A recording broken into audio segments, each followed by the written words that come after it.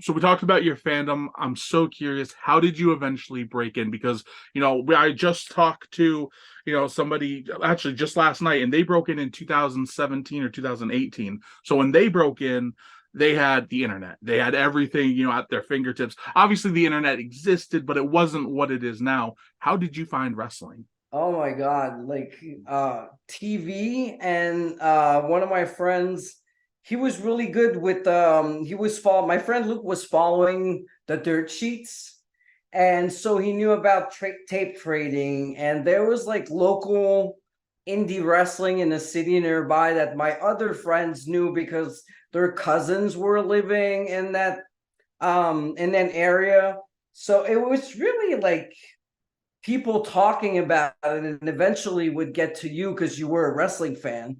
And one day they just brought me to that place, Drummondville, the city was. So that was my first indie show where people were riding and throwing. I don't know what's censored on your show, but you Oh, could you do can say that, like anything. It's fine. piss, throwing piss on the wrestlers Oh, and wow. spit and cigarette butts. It was like so nasty.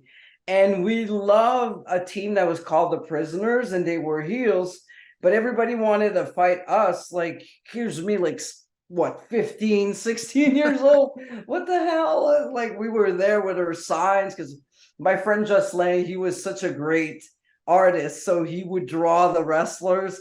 Actually, if you watch Survivor Series 97, when Bret Hart, gets Mhm. screwed, there's a sign out there it's DX with a Canadian Leafs on their crotch.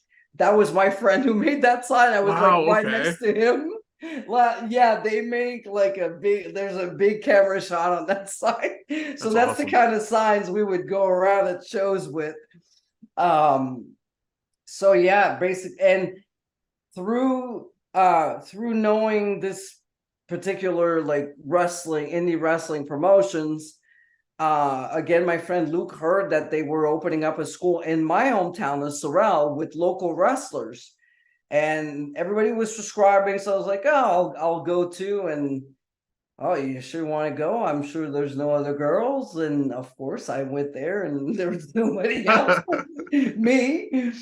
Even the teacher Pierre was like, it's really tough. Like it's tough, like physically, but mentally, it's terrible. And for a girl, it's even worse.